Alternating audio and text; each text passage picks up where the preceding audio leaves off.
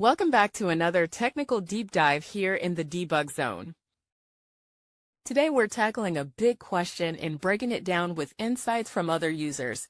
Hopefully this clears up some misconceptions and helps you get the answer you need. So buckle up, stay a little curious, and let's jump right in.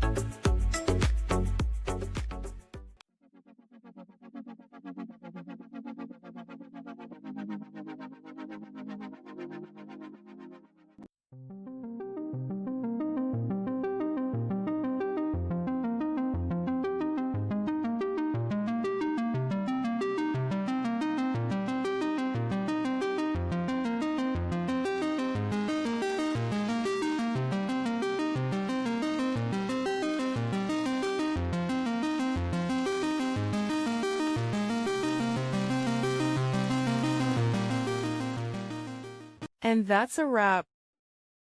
I hope you found the answer you were looking for.